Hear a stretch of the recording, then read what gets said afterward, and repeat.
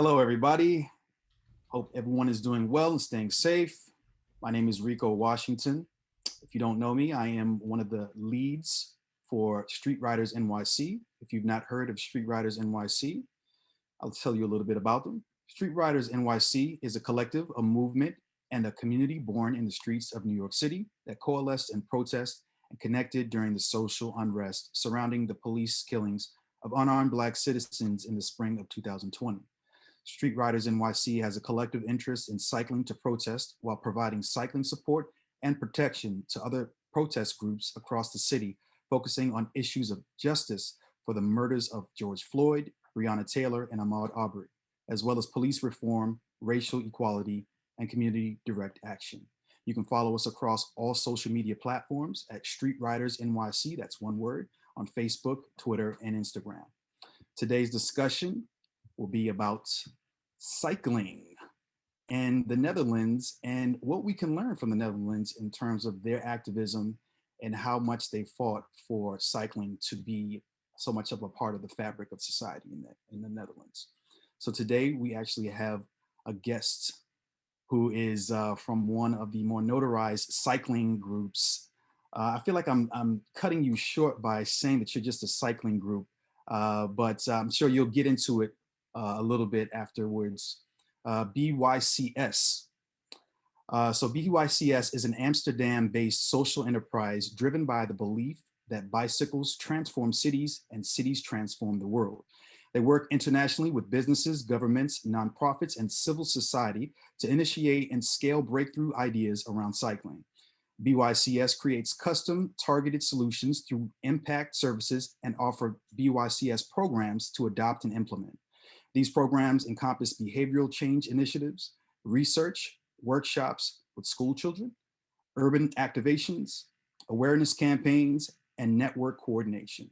Their activities focus on 4 dimensions of cycling-driven change: youth engagement, commuter behavior, cultural development, and transnational advocacy. And with that, I will introduce our panelist for today, who is representing Bycs. That is Lucas Snaije, who is the content and communications manager for Bycs. A little bit about Lucas. He's been a cyclist while living in Paris, London, Montreal, Mexico City, Los Angeles, and Amsterdam, each one strengthening his desire to work towards healthier and more equitable cities. He previously worked at the New Cities Foundation and curated the content and program for Commotion LA, a summit on the future of urban mobility. With an academic background in anthropology and human geography, Lucas is passionate about engaging diverse stakeholders on topics such as human-centric cities, transportation equity, and citizen engagement in urban processes. Managing content strategy and communication for Bycs, he works to amplify local voices and advance a transnational narrative of cycling transformation. He also facilitates development and knowledge exchange within the Bicycle Mayor Network in the Americas. Welcome, Lucas. Thank you so much for joining us. I would love to go ahead and jump right into this topic because there's so much to discuss, and I'm sure everyone out there who's watching and listening is anxious to hear what you have to say about me. Yeah, So thank you we so all much for know having that, me. yeah, sorry about that. So we all know that Amsterdam is seen as like the city that's the cycling capital of the world. But there was a time when that was under threat. So similar to New York City, the automobile was actually being favored in city planning over other modes of transportation. But it seems that Amsterdam's cycling culture owes a great debt to the activism of groups like Stop the Kindermoord, which is Dutch for Stop the Child Murder. And that's a movement that started in 1971. How did this movement actually develop? Yeah, it's a really interesting kind of historical development because I think a lot of people imagine Amsterdam as a city that has always been this cycling utopia. But as you rightfully said, at the beginning of the 50s and 60s, when this kind of whole system of automobility was really becoming pervasive in all areas of the world, you know, bike lanes were turned into car lanes. Public space was turned into parking lots. Cycling modal share was decreasing by like 6% annually, and vehicles were really just the priority in the city. And this created a unsafe climate of kind of mobility.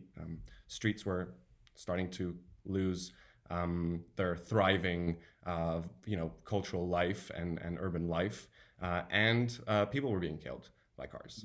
I think in the year 1971, 450 kids under the age of 14 were killed by cars, and that created and it's a small country, right? And so that created a really strong movement, as you said, Stop the Kindermoord, which literally means stop killing our children, that really rose up. It was a grassroots movement led in particular by groups of engaged mothers that wanted, children to be able to play in the street, to participate in public life without feeling endangered.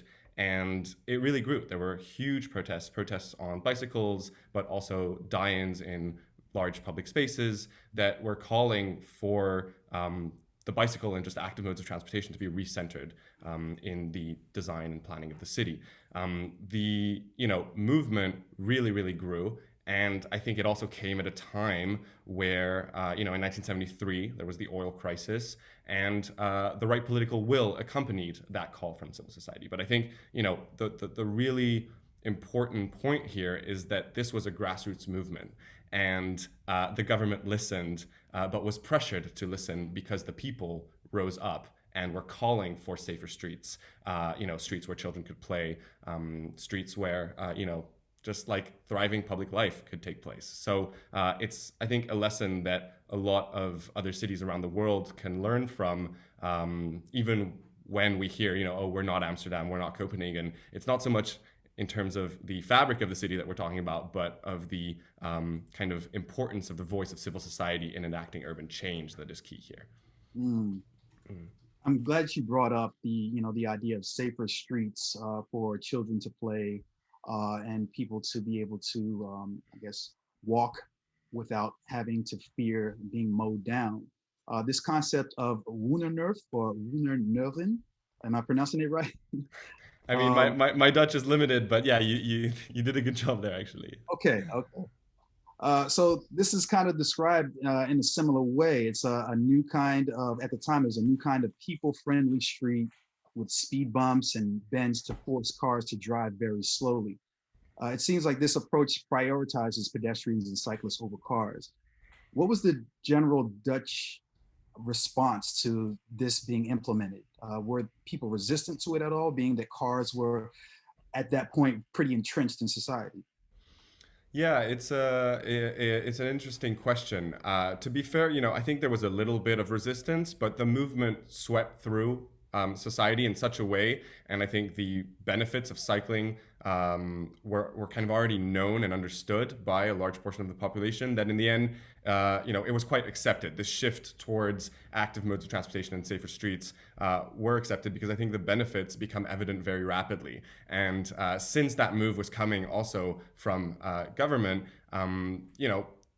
the city just became more livable very rapidly. Those windows that you're describing are essentially just like a living street where instead of cars being the priority, it's pedestrians and cyclists that have legal priority over motorists. And so they have techniques that are seen today, such as, shared space, traffic calming, low speed limits, and they were implemented in these kind of residential zones that could be in some ways compared to certain movements like complete streets, or even the temporary policies such as like the Slow Streets program that was rolled out in Oakland, where you have certain areas of the city that are designated for public life, whether that's at certain times of the day or as a permanent fixture, to really recenter active transportation, play, and participation in public life as the first priority and the first kind of need that people have when they live in a neighborhood, to do that safely, calmly. And also, I think, this idea of fun that is really important for the city.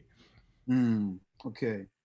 So not long after Stop the Kindermoord was established, it seems that there was another group that emerged. It was called the Fiesta Bond. I know I butchered that. I'm sorry. So I guess in English that would be first only real Dutch cyclist union. And so that was founded, I think, a few years after Stop the Kindermoord. So I'd say it's 73, 74. And so this group, it seems like they sought to demand more space for cyclists in the public realm. And they organized bike rides along dangerous traffic routes and documented these issues that they would encounter as cyclists along those routes. But it seemed like they were a little bit more confrontational, we should say, than Stop the Kindermoord. They did a lot of big protests, pretty raucous, and they illegally went out and painted these bike lanes on those dangerous streets that they would ride on.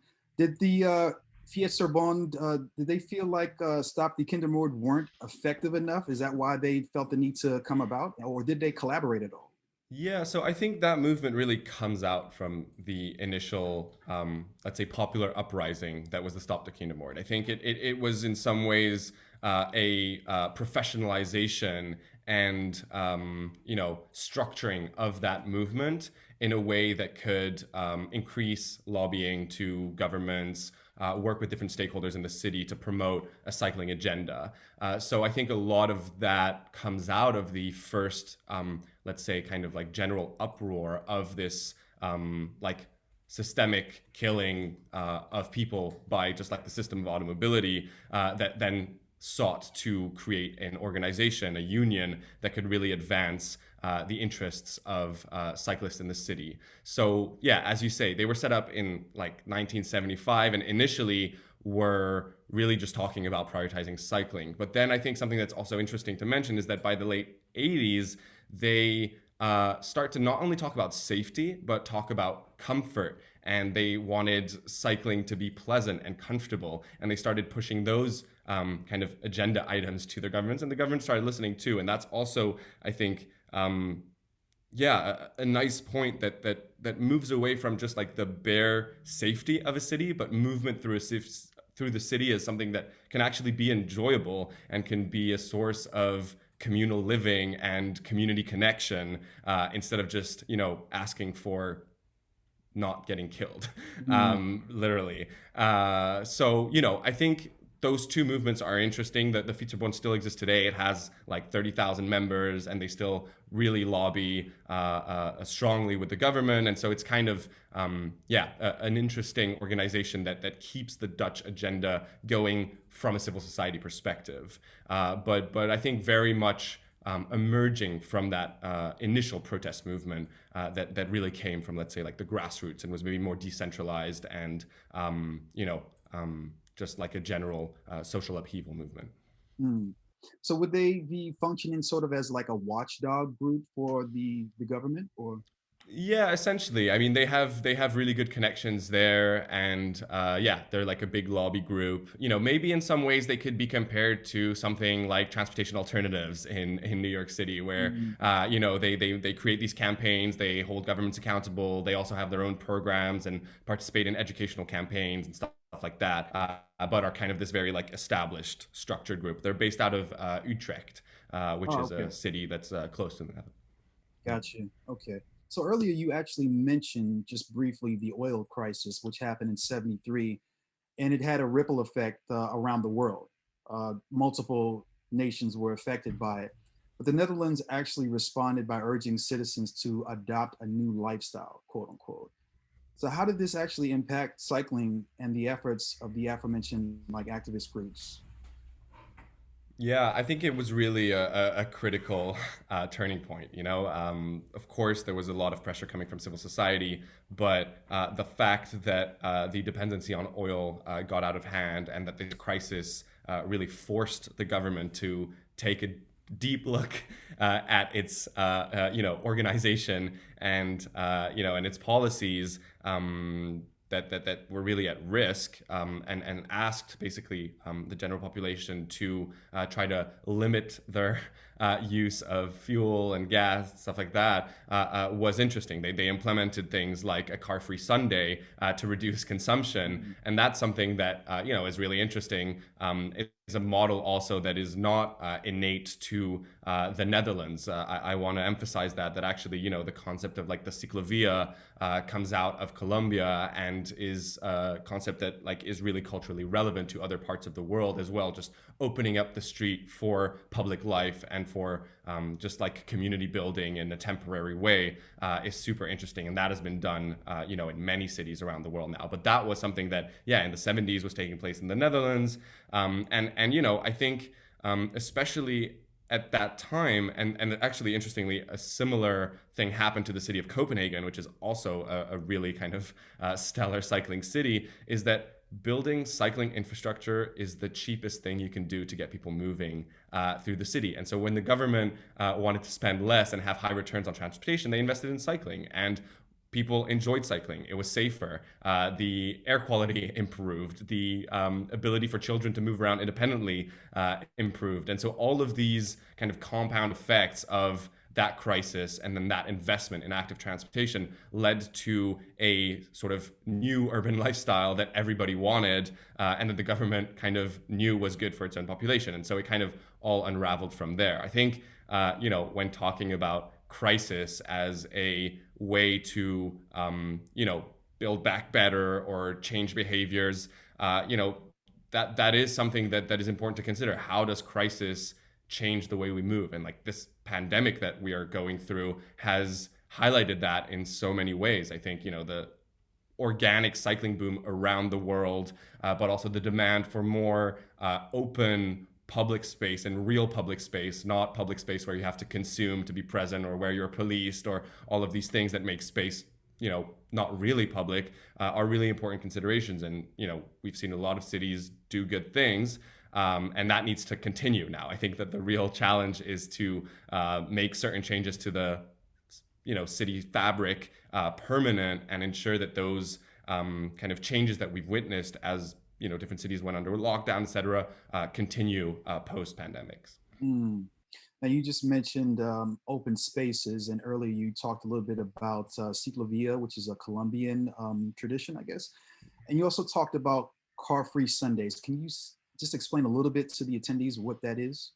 Yeah, so it would essentially look like the closure of a main thoroughfare to traffic, to vehicular traffic, and opening up that space for people to, cycle, walk, run, use scooters like there are in the U.S. and other countries for recreation. And I think it's interesting because it creates a safe new public space in the city through a long corridor, which means that it goes through numerous neighborhoods and just like creates a temporary public space.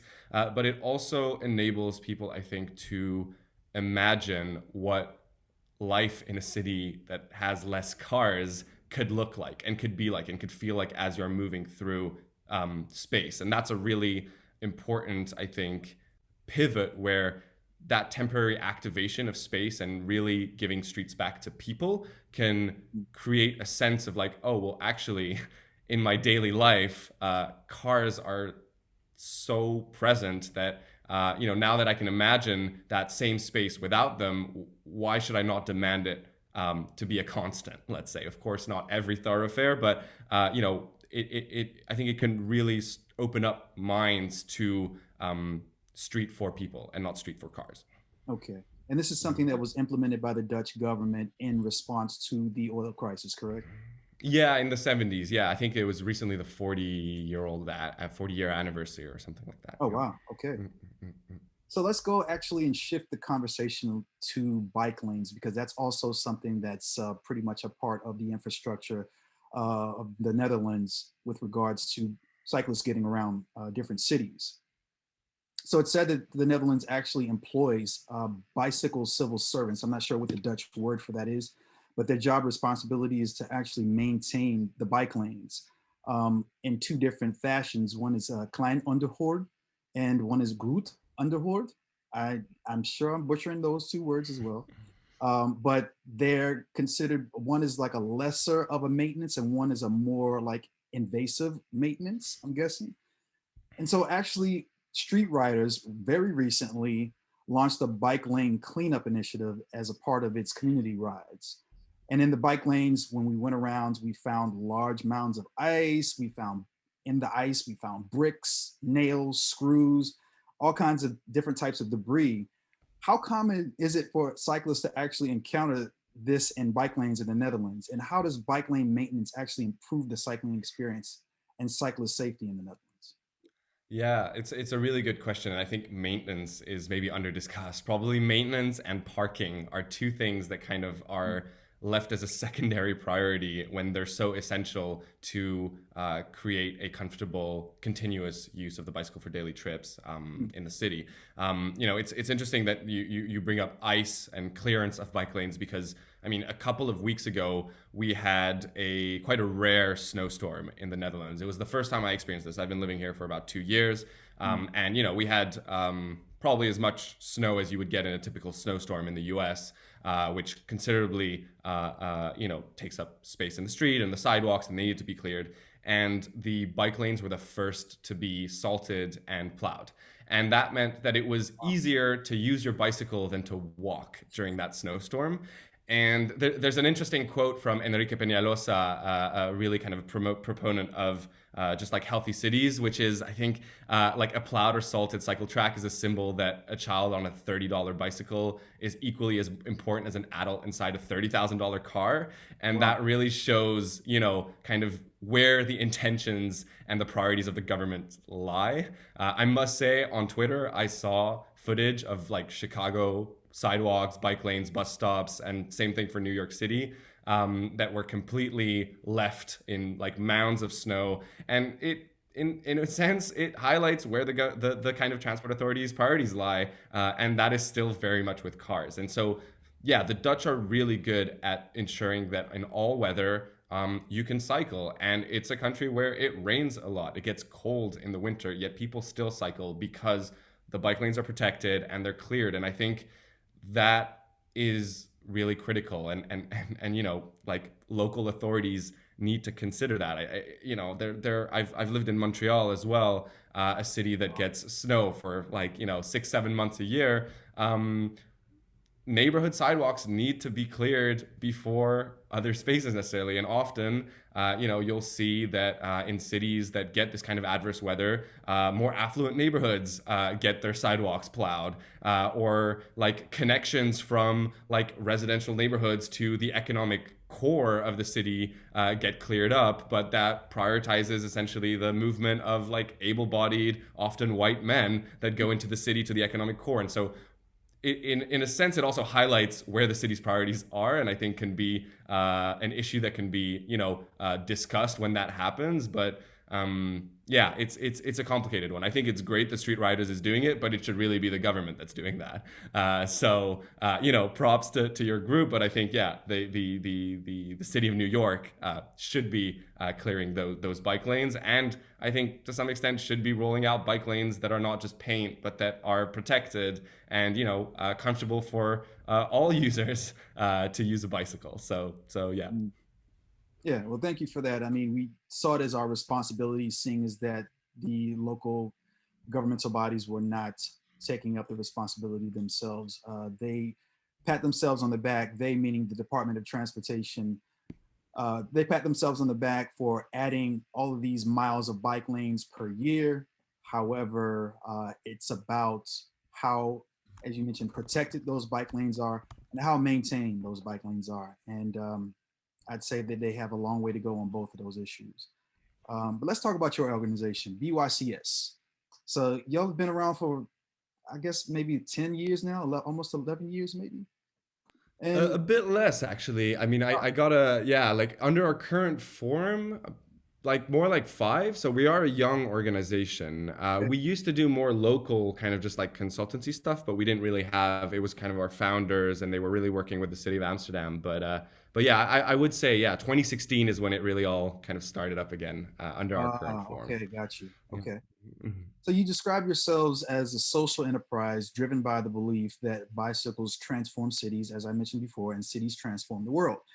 In your recent impact report, you introduced a plan called 50 by 30, which is partly defined as a call to action to inspire people to embrace the bicycle for daily trips and recognize its numerous personal and societal benefits. Can you speak a little bit more about 50 by 30?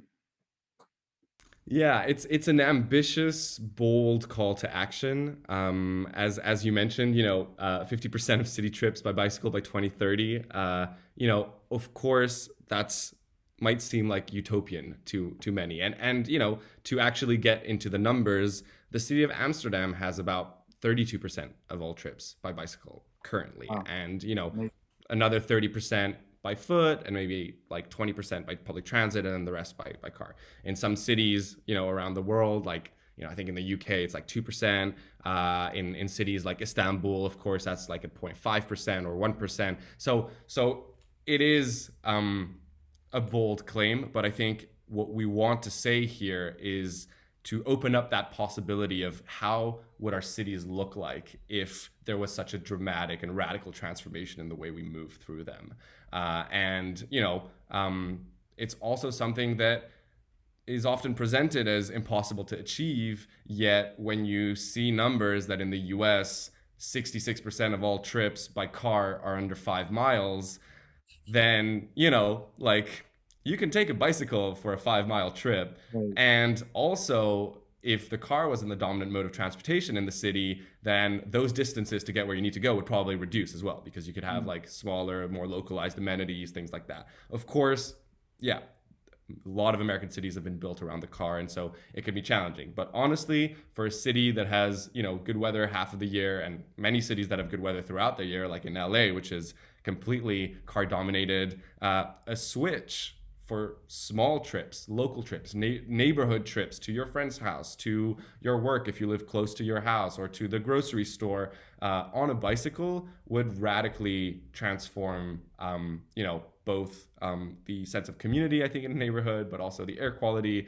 and a lot of other benefits. I think it would create way, way better both physical and mental health, two issues that we are currently facing crises in as well. That's the idea here, is like, how can we really transform our way of thinking about movement through the city? Because I think car dominance needs to really be understood as a system of automobility that is an interlocking, really complex and like powerful regime of like car manufacturers, policymakers, infrastructures, but also like pop culture, all of these things that create certain behaviors and norms and attitudes towards cars. But I think there are alternative ways of imagining how we move through cities, and that's something that we want to kind of bring to the table, let's say. Okay. So BYCS also introduced the concept of the bicycle mayor. And I mentioned in your bio that you're really involved in that program. And that started in 2016 as well. And it seems to be like a global network of like cycling enthusiasts that serve as sort of ambassadors for their specific cities. And they also engage in like advocacy initiatives. Can you speak a little bit more about the program and how it's going?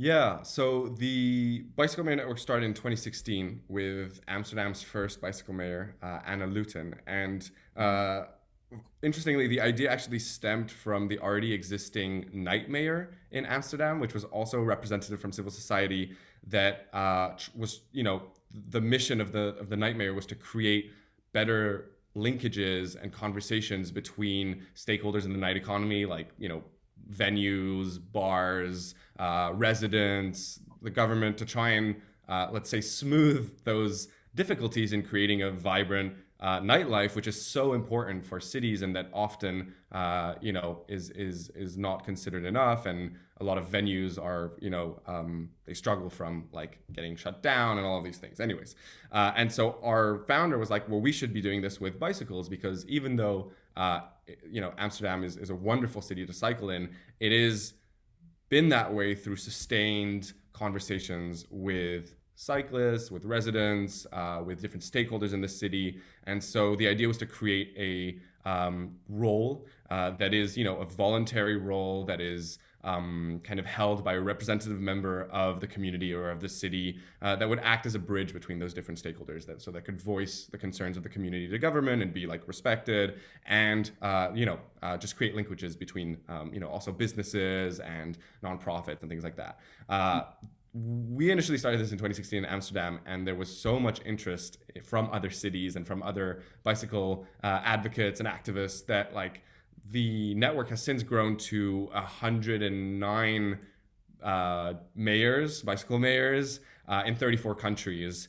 And yeah, we connect them through workshops, webinars. We try to create like helpful resources for them, and just also, bring them together in this kind of collective transnational sense of cycling activism, to show that there is like solidarity across municipal boundaries and national boundaries, and in the end what we find is that there are a lot of similar challenges that are faced by activists and cities in regards to prioritizing cycling. And so it can also be interesting to create connections between, let's say, like Mexico City and Mumbai, instead of trying to continue an arguably Eurocentric and somewhat problematic strategy of only learning from Amsterdam. I think that really dominates, and within cycling communities, there is almost like a like people fantasize about like, oh, how can we make our city like Amsterdam or Copenhagen? Like that's not the idea. I don't think New York City should seek to resemble Amsterdam. I think that like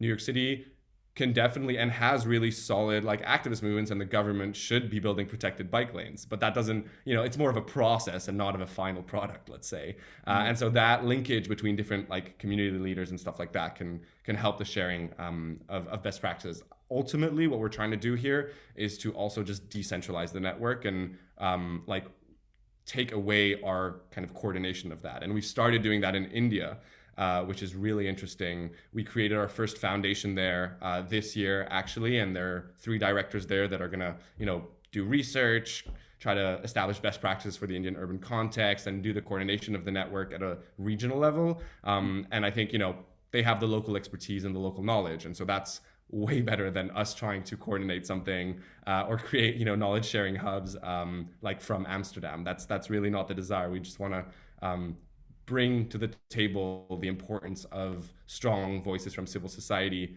and linking that to like more institutional stakeholders, set up that network, and then let the activists in the network speak for themselves, because they are the real like leaders here. And so yeah, I mean, in New York, we have been in touch and have worked with Courtney Williams now for about a year and a half and or a year, I think, and she's doing amazing work, and this work is like her work, and I think she's bringing to the table certain conversations about like cycling and equity that are absent from the like government conversation, let's say, or maybe they are in discourse but in practice are somewhat left behind. And I think it's a joy for us to be able to be in touch with like local leaders that are so inspiring, as Courtney, and as like Areli Carreon, our bicycle mayor in Mexico City, for example, and people all over the world. And it feeds into our learning as well, in terms of like what can we learn from local community leaders around the world. So that's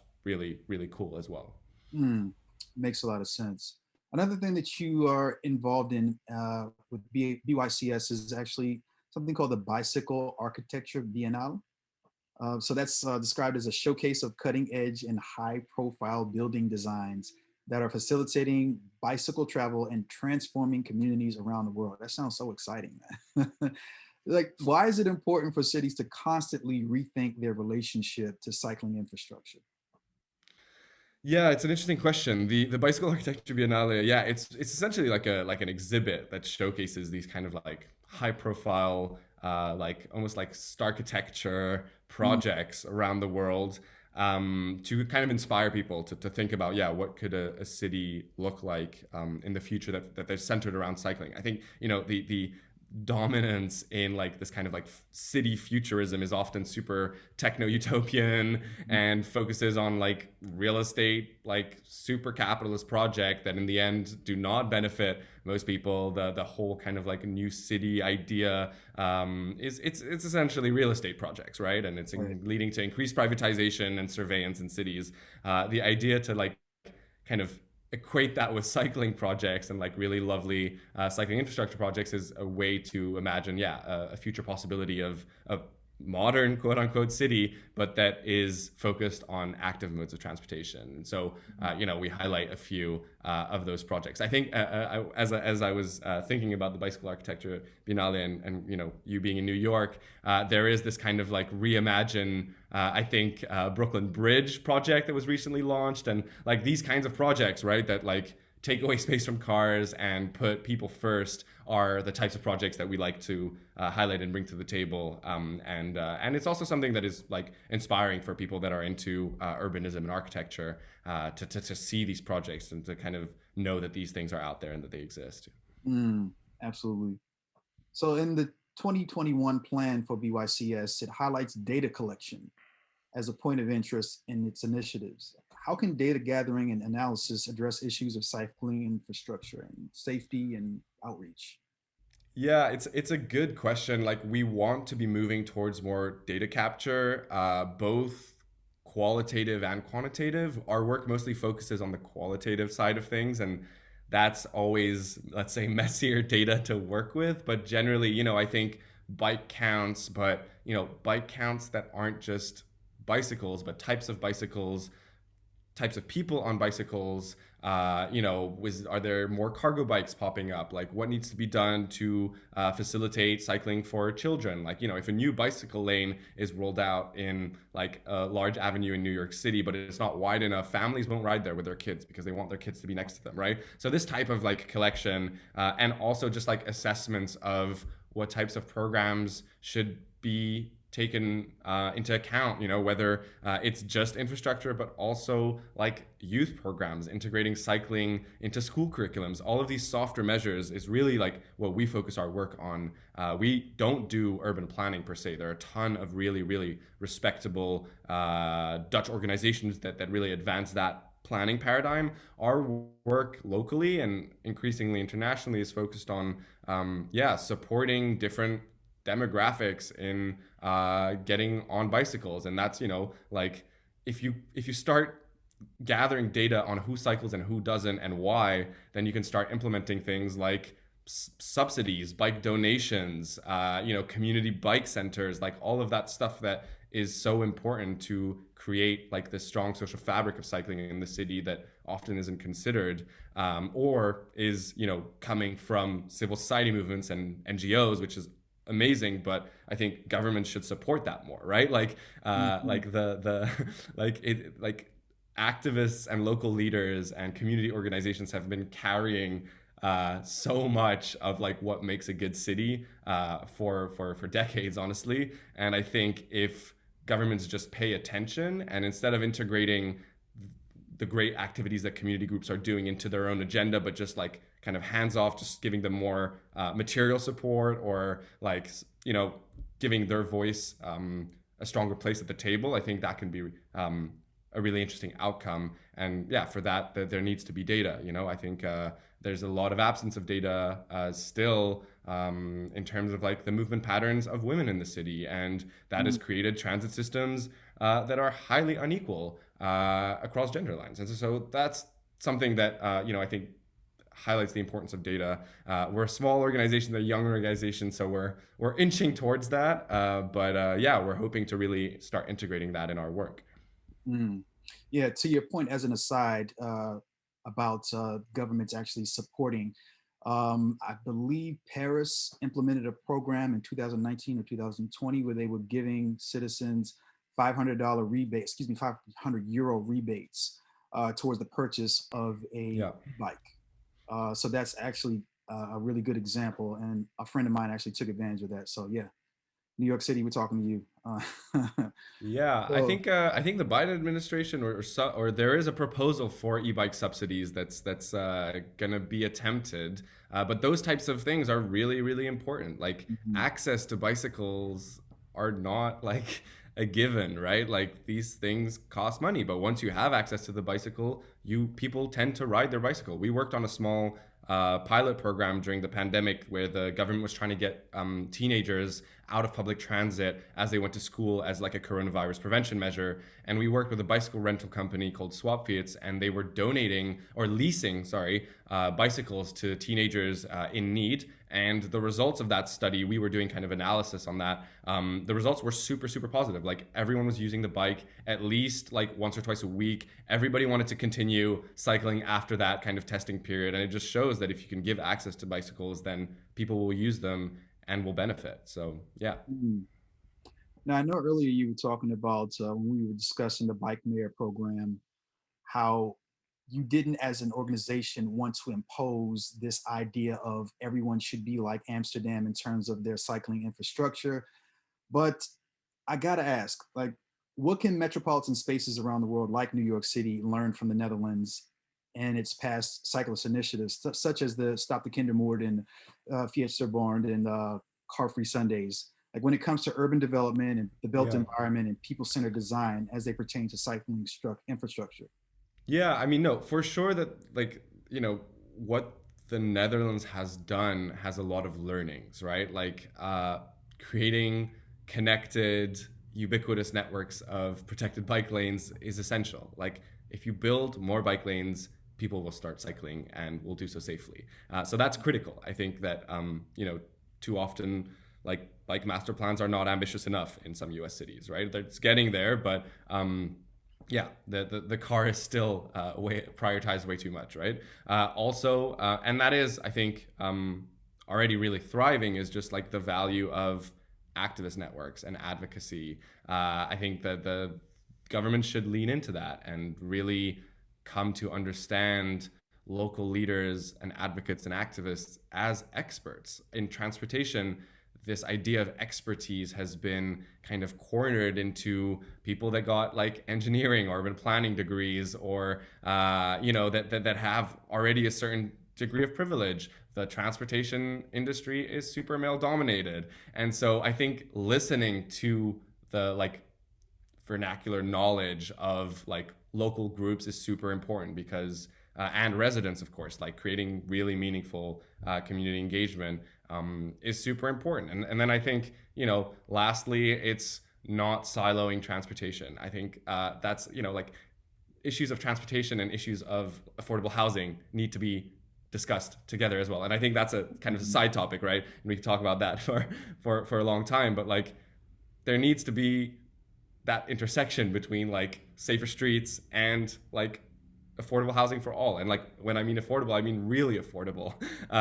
So that's also something that I think the Dutch do quite well. There's a lot of public housing in the Netherlands, and people really benefit from a more, let's say, like social like welfare agenda from the government, and that just creates healthier societies and communities. So yeah. Yeah, absolutely. I'm sure Jane Jacobs would probably agree with you. So with that being said, I would like to take the time to thank once again our guest, Lucas, for sharing all of his knowledge and insight in terms of cycling infrastructure and safety. Where can people follow you and your work, or the work that you do with BYCS? Yeah, so on social media at Bycs.org or Bycs_org. Our same thing for our website. We encourage people to check out our work. We produce some research, some editorial stuff, and obviously follow the work of our bicycle mayors. If this is like a New York audience, I would encourage everyone to check out Courtney's work, Courtney Williams. She's doing amazing stuff, and we're in absolute delight at having a representative from civil society from New York City, and we hope that we can bring this network, if there's interest at a local level, to more U.S. cities in the near future. Word. Thank you again, Lucas. Thank you for everyone out there who has joined us with this discussion. If you have any more questions, you can direct them at Lucas at the links that he outlined. You have a great day. Be safe. Stay well.